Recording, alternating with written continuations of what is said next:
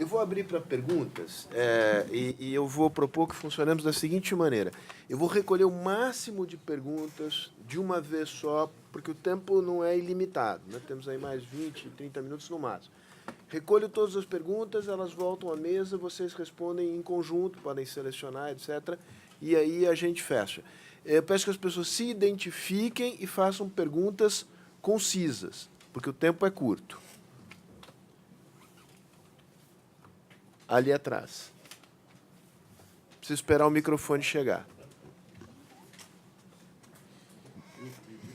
Tá. Não. O microfone vai ao senhor.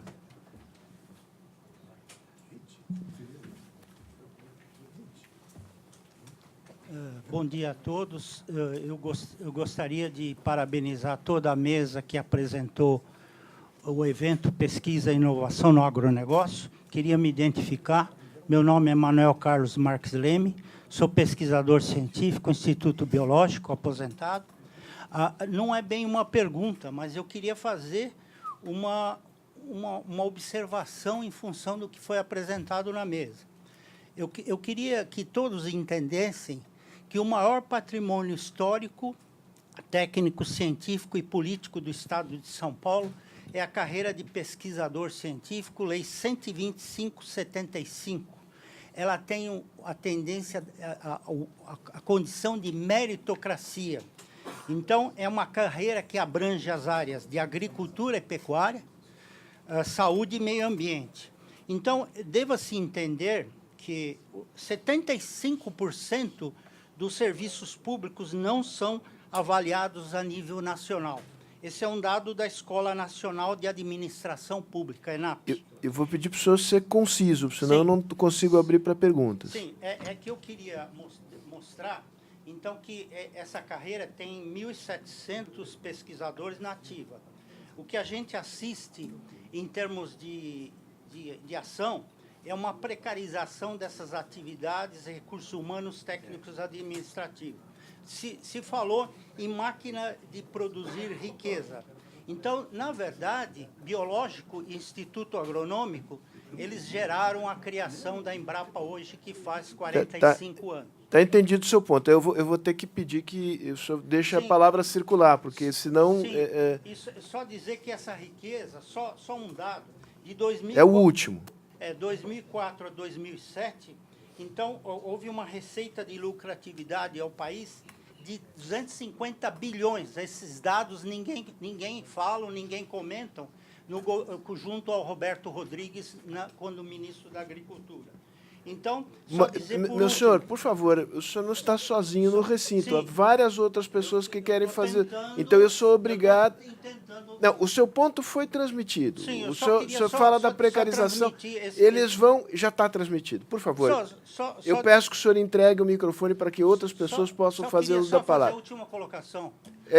Se o Brasil hoje colhe os frutos do aperfeiçoamento contínuo do agronegócio, se tornou campeão mundial de produtividade, deve muito ao conhecimento, geração, produção, assistência técnica e visão estratégica e capacidade de trabalho das instituições de pesquisa agrícola do Estado. Muito bem. Quem mais quer fazer perguntas? Por favor, que sejam, de fato, perguntas. Antônio Amaro, ex-pesquisador do IEA. É nítido a questão de geração, difusão e adoção. Esses três conceitos, a adoção, o produtor vai aderir se tiver lucro. Eu gostaria de saber também dos companheiros, dos apresentadores, alguma coisa que não foi comentada sobre a questão da difusão de tecnologia. Porque muita coisa está nas prateleiras do agronômico, do biológico, da Embrapa, e não chega ao produtor. Qual seria uma abordagem, uma rápida abordagem por parte dos companheiros que apresentaram o trabalho? Muito bem. Ali e aqui.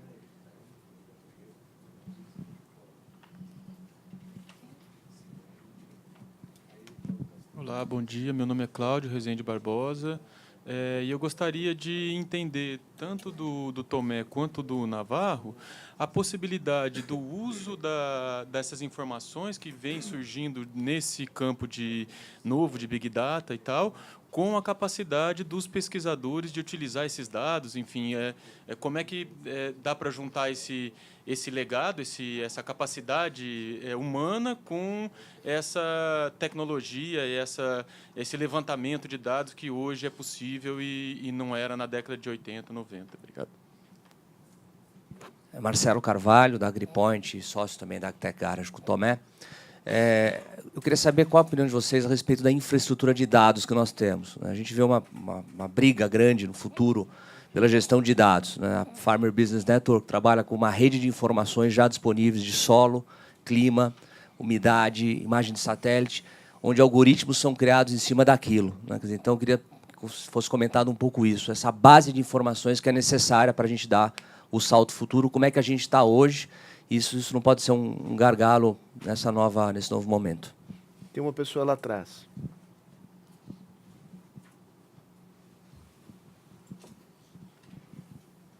Edson Fegali, a pergunta para o Tomé. Tomé, qual a mensagem que você encaminha aos jovens empreendedores rurais para que entrem nesse mundo fantástico aí das startups, competências, formações, sonhos? Fala um pouquinho disso para a gente, tá bom?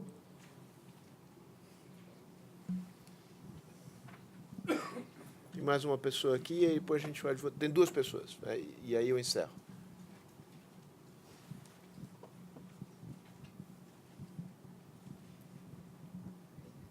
Para o Jank, nos controles sanitários, que tecnologia você tem visto lá que pode ser usada, que a gente não tem ainda, na Ásia, principalmente?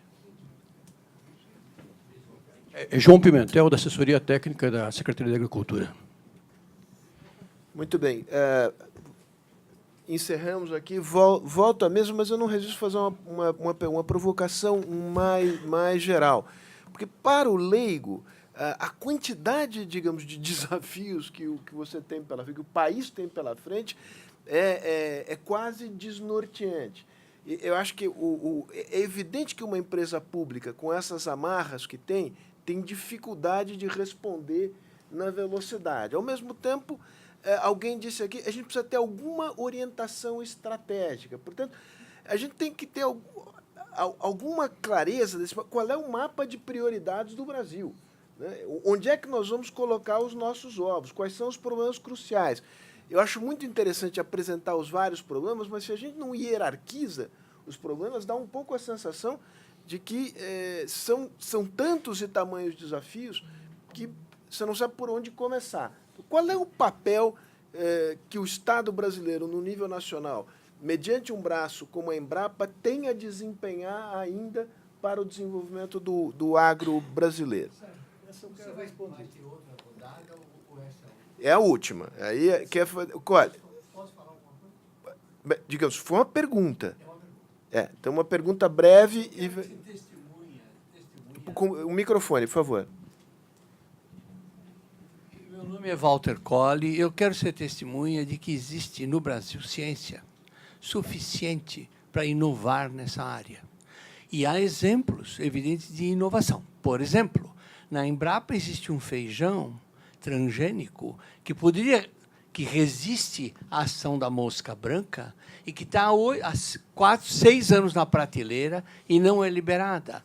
E nós temos uma série de outras pessoas que dominam essas técnicas de CRISPR-Cas9, que podem fazer edição de genomas, não é? E não existe, por parte dos produtores, um incentivo para que o cientista possa dirigir esse tipo de conhecimento. Eu fui presidente da CTN-Bio, levei cacetada de todo, inclusive do Ministério Público, não é?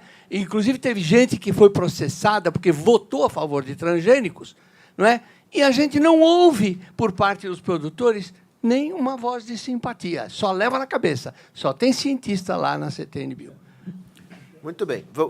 Acho que o Pedro... Vou voltar a palavra mesmo. O Pedro tem uma limitação mais severa de horário. Começa por você. Não, eu acho que não, com o microfone. Muito bem colocado. Com o microfone. por acaso, por coincidência, já conversei com uma startup de biotecnologia, de jovens, né, brilhantes da USP, que tiveram acesso justamente a esse feijão e quiseram dar sequência lá. E o primeiro contato que eu tive com eles foi até no sentido de tentar ajudá-los na sequência. E depois ele parou em Brasília. Parou em Brasília. Eu acho que Brasília ela não consegue compreender o que ela tem nos centros. E, ao invés de incentivar e liberar os centros, as decisões ficam todas paradas em Brasília. Centros da Embrapa, os 42 centros que ela tem. Né? Certamente existe muita coisa onde se dificulta demais essa liberação, porque é ciência que está ali, com certeza. Né? É ciência que está ali, jovens que querem aproveitar e dar sequência nessa ciência e que não conseguem. No caso do feijão, eu vivi especificamente, escutei deles, desistimos. Vamos partir para outra coisa. É muito difícil. Tinha uma outra pergunta que eu queria fazer um comentário. Qual que era? Não, agora esqueci, mas já está bom essa. Zander. O tema da exclusão também. Era a dupla sua. Então, quer falar? Fala. Mapa de prioridades. Eu sempre escutei um debate antigo que existia uma polêmica, a Embrapa tinha mudado a prioridade. Né? Ela não tinha uma questão ideológica, tinha mudado a prioridade e era um problema. Tal. Mas daí você, pelo release deles, eu não vi o que eles fizeram em qualquer das prioridades. Se tivessem produzido muito para uma prioridade até, não digo equivocada, uma prioridade que foi decidida lá por motivos de ter tecnologia para o Agreste e achava-se que tinha que ter tecnologia para o Centro-Oeste, sei lá, eu não entro no mérito. Né? Talvez fosse para o Agreste mesmo, porque o Centro-Oeste está tendo outro acesso. O problema é o seguinte, é que antes de você definir a prioridade, você tem que ter eficiência, você tem que ter resultado, você tem que ter produção. E que certamente existe muita ciência no Brasil, certamente existe muito jovem brasileiro preparado, tão bom ou melhor que qualquer lugar do mundo, e é como você conseguir liberar essa força para produzir, para sair. E eu vejo que são desafios, porque não é trivial. Né? Não é trivial, porque, primeiro, a gente tem um histórico de pesquisa pública. Né? A pesquisa privada que a gente tem é muito multi. Não é, tirando o CTC, que é bem nacional, agora tem lá o MT também, é nacional. Tem algumas coisas nacionais. Né? Tem o pessoal da soja, como é que é CMG, aquela empresa, né? Como é que chama de soja? Cadê o César? Foi embora. Tem uma de soja brilhante, mas tem como liberar essa energia, né, que existe dentro do Brasil, entre jovens e mais velhos, e que precisa de um centro, precisa de um apoio, precisa de uma orientação, porque também se fazer tudo sem orientação não é fácil. Zander. Obrigado. Bom, eu parto de um ponto que alguns concordam comigo, quem sabe a maioria concordaria comigo, né? Um país que desenvolveu um setor como a nossa agropecuária e chegou onde chegou, ele precisa de ciência e vai precisar cada vez mais de ciência, primeiro. Segundo, uma grande parte dessa produção científica, ela necessariamente é pública. Não? Porque as empresas privadas farão uma parte, mas não farão tudo, não? Por razões óbvias que nós não precisamos nos estender. Ou seja, o Brasil precisa da Embrapa, mas precisa de uma Embrapa que seja eficaz, que seja eficiente, né? Que seja muito colada, intimamente colada com a vida real, para que possa exatamente determinar uma agenda de prioridades. Né? Esse é o princípio. Né? E esse princípio, na realidade, ele não está sendo seguido. Esse é o grande problema. Há um histórico, obviamente não é o tema da nossa mesa aqui, né? Mas valeria a pena, numa outra situação, né? Nós estudarmos pesquisa agrícola pública, que inclui, por exemplo, essas lendárias instituições que nós temos em São Paulo, que são admiráveis, né? As outras que são estaduais, a pesquisa pública das universidades. E eu fui professor universitário numa boa universidade do nosso país por 35 anos e posso dizer, é uma pesquisa desastrosa. E por que é desastrosa? Não tem nenhuma colagem com a vida real. Né? Na universidade, eu fui professor universitário, pesquisador na universidade. A gente faz o que quer, simplesmente. Né? Escolhemos lá qualquer assunto e vamos fazer pesquisa, tomamos dinheiro para isso, não precisamos dar satisfação a ninguém, etc. É uma situação completamente diferente, por exemplo, dos Estados Unidos. Né? O Departamento de Agricultura dos Estados Unidos, ele utiliza intensamente as atividades de pesquisa das universidades. No Brasil, com pouquíssimas exceções louváveis que nós temos, no geral, nós não podemos fazer isso. Né? Bom, então são vários temas importantes aqui que eu gostaria de mencionar e eu mencionarei rapidamente um deles. Por exemplo, só numa frase, sem me estender mais, porque só esse já é um tema muito longo, né? Que é exatamente produção de conhecimento, novas tecnologias ou processos organizacionais nas cadeias produtivas, etc., e como o agricultor se organiza dentro dessa mudança. Normalmente, nós chamamos isso de assistência técnica, nós chamamos isso no passado também de extensão rural, não importa. Essa é uma área que no Brasil hoje quase que não existe, a não ser excepcionalmente. Né? Hoje nós falamos de assistência técnica para os produtores, ela existe específica, normalmente de empresas privadas, para certas atividades aos quais eles têm interesse. A pública hoje está desbaratada no geral, né? Os diferentes organismos que existem nos estados, etc. Ou seja, nesse mundo maravilhoso de transformações rapidíssimas, como foi apresentado, o produtor, por exemplo, que é médio, o produtor que tem já vínculos com mercados, o produtor que quer crescer, como que ele se articula realmente? Com quem ele dialoga? Com quem ele aprende? Né? Isso está desbaratado hoje no nosso país. Né? Esse produtor se vê realmente contra a parede, basicamente. Então, esse é o problema, como foi dito, da difusão, né? Que não chega a esse produtor. O Cláudio mencionou um outro aspecto extremamente importante, e aí, como pesquisador, eu sinto isso na pele também. Né? Nós temos uma produção imensa, crescente, numa velocidade astronômica de dados, de informações. Como que você, pesquisador, né? Você se articula nesse mundo também. Que informações você usa, não usa, quais são prioritárias, né? Com quem lidar, etc. Né? A gente se sente também muito inquieto em relação a esses aspectos. Né? O Sérgio levantou um outro assunto que eu tenho que dizer também, né? Enfim, esse é um fato, né? Que ninguém me veja como um crítico contumaz da Embrapa e tudo mais, escrevendo artigos e tudo mais. Não é isso é uma realidade. A Embrapa desenvolveu uma postura que é uma postura onipotente. Né? Num país como o nosso, gigantesco como o nosso, onde a agropecuária se diversificou de uma forma tão impressionante, a Embrapa não dá conta de tudo. E nem poderia dar, isso não é razoável. Né? A Embrapa tem aproximadamente 2.400 pesquisadores. Em número de pesquisadores, isso é equivalente à Universidade Federal do Rio Grande do Sul ou à Universidade Federal do Paraná. É isso. Ou seja, é uma empresa de tamanho médio. Quando você é uma empresa de tamanho médio e enfrenta uma realidade tão ampla como essa, o que você faz? Estabelece prioridades, é óbvio. Não é isso? Quer dizer, a Embrapa não pode ter essa postura de achar que vai resolver todos os problemas, se meter em todas as atividades, resolver isso, aquilo, porque acaba não resolvendo e vai mostrando, com o passar do tempo, mais ineficiência do que propriamente resultados. Né? Essa é uma das minhas brigas lá na Embrapa. Nós temos que estabelecer um rol de prioridades que seja sensato em função dos nossos recursos, das nossas possibilidades. Né? E, finalmente, o Sérgio também me pediu um pequeno comentário sobre exclusão social. Né? Eu sou um sociólogo, normalmente ele também é sociólogo, nós temos muita vontade de ver uma sociedade que inclui. Né? Nós somos muito preocupados com pessoas, antes de mais nada, né, Sérgio? E, portanto, quando a gente vê os processos econômicos, e esses processos são excludentes, né, isso nos causa, antes de mais nada, também incômodos analíticos, mas também incômodos como cidadãos. Né?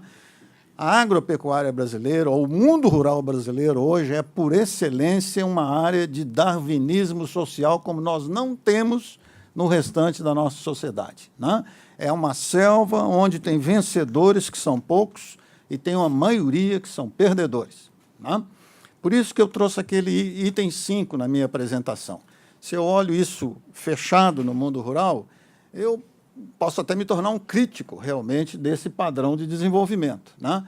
Agora, se nós analisamos o que acontece nesse setor para a sociedade brasileira, e inclusive com as possibilidades internacionais, globais que nós só temos que bater palma. Quer dizer, se tem processo de exclusão nas regiões rurais, e eles são verdadeiros, a sociedade brasileira como um todo está ganhando. O saldo é positivo em termos de receita, em termos de empregos, em termos de dinâmica econômica, em termos de desenvolvimento tecnológico, etc., né? Então, nós temos que fazer esse olhar, que é um olhar global, né? Não obstante, o mundo rural brasileiro está se esvaziando, nós temos certos desafios que nós não temos nem resposta. O que fazer com o Nordeste rural? O Nordeste rural não tem futuro nenhum, a não ser nos nichos onde tem água, ou então quando nós tivermos desenvolvimentos tecnológicos muito mais avançados, né? Mas olhando hoje o Nordeste rural, é um grande problema que nós temos para o nosso país. E é onde está a metade dos pobres rurais que nós temos, né? Estão lá. Qual o futuro deles? Ninguém sabe responder essa pergunta, né? Então, esses são os processos que nós temos e eu vou ficar por aqui para não me estender. Obrigado. Tomé. Desculpa. Bom, fazer algumas colocações rápidas aqui em relação à questão dos pesquisadores e o uso de dados, né? Eu acho que a gente pode ver isso como uma grande oportunidade, na verdade. Então, os dados vão ficar cada vez mais disponíveis e muitos dados. A gente tem conversado com algumas startups que usam lá os algoritmos de inteligência artificial e, no final do dia, ainda tem alguém ali por trás para poder validar, organizar e ver se tudo aquilo faz sentido, né? Então, é claro que exige competências, né? Existe aí o cientista de dados e etc., mas, sem dúvida, é um mundo de oportunidades, né? Respondendo à pergunta do o que é que os jovens precisam, né, para empreender, eu diria que são 3 características aqui, para ser bem direto, né? Foco, segundo é foco e a terceira é ousadia. Então, eu vejo algumas oportunidades passarem na frente de alguns empreendedores e alguns acham, ainda não estou preparado, não é a minha hora, mas tem que ser ousado, senão a coisa passa pela frente. Em relação ao mapa de prioridades, eu acho que é fantástico, isso é uma pergunta muito relevante. A gente vê aqui agendas do futuro brilhantemente apresentadas. Eu acho que esse não chega a ser é super importante, mas não chega a ser o grande desafio às prioridades.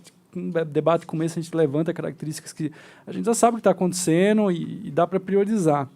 Eu acho que aqui fica o desafio de como fazer e, principalmente, em que velocidade fazer.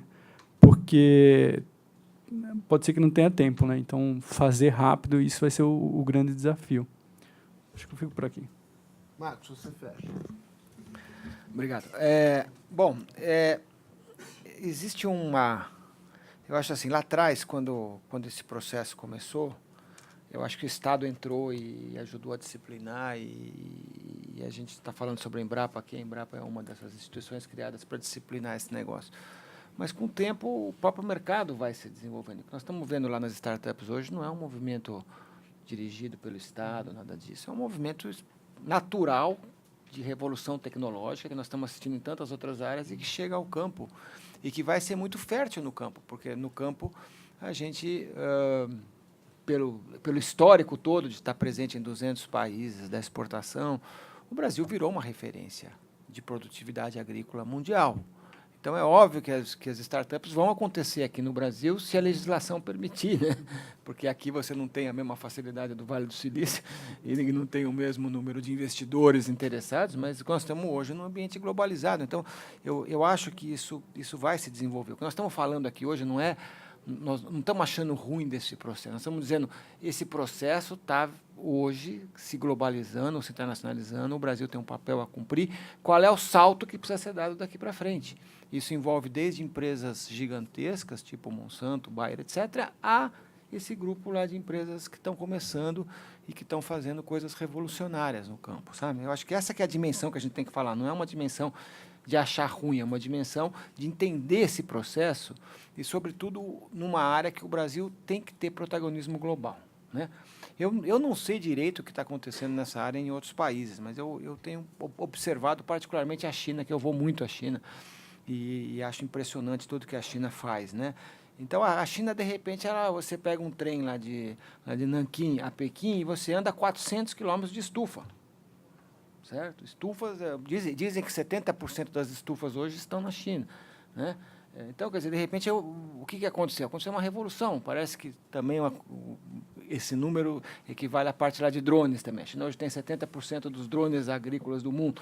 Por quê? Porque essas coisas estão acontecendo, que é nada mais do que a revolução que está acontecendo em outras áreas chegando ao campo, né?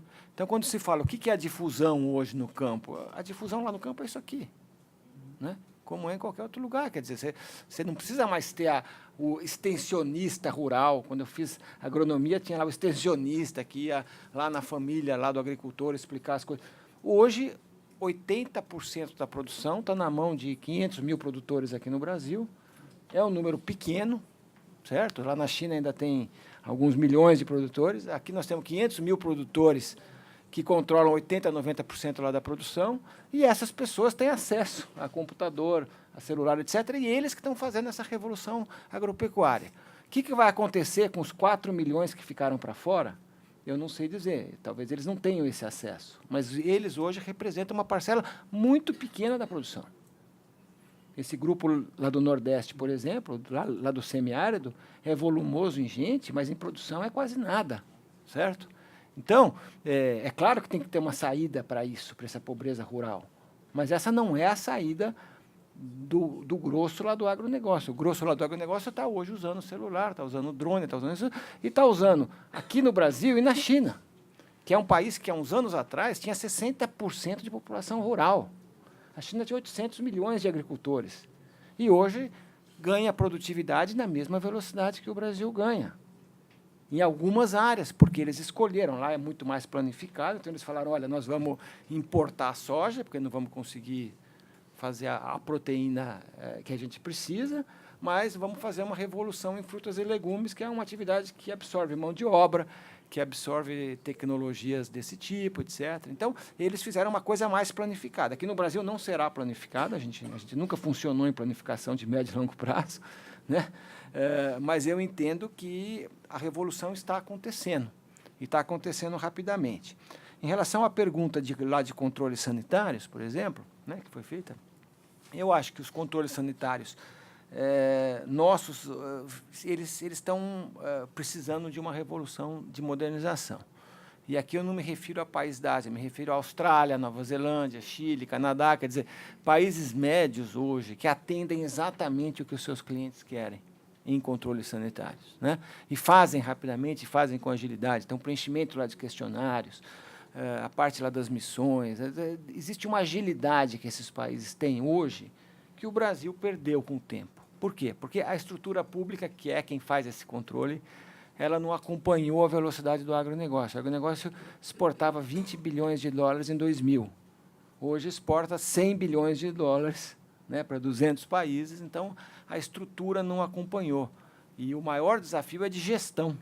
Não é um desafio lá de recursos, é um desafio de usar essas coisas adequadamente. Então, por exemplo, quando a gente vê que o Brasil ainda tem problema de aftosa, ou tem problemas, nesse momento, lá de salmonela, etc., são sempre questões ligadas à gestão. Gestão da empresa privada e gestão do setor público, né? Então, nessa área, se a gente ainda tem alguns problemas, a gente tem que mirar países médios como a gente, que estão se dando bem. E eu cito particularmente a Austrália, Nova Zelândia, Canadá, Chile, que são países que estão fazendo esse trabalho bem feito hoje, na área lá de controle sanitário, né? É isso? É isso. Obrigado, Bom, viu? Agradeço. Então, obrigado a todos. Aplausos aqui à mesa.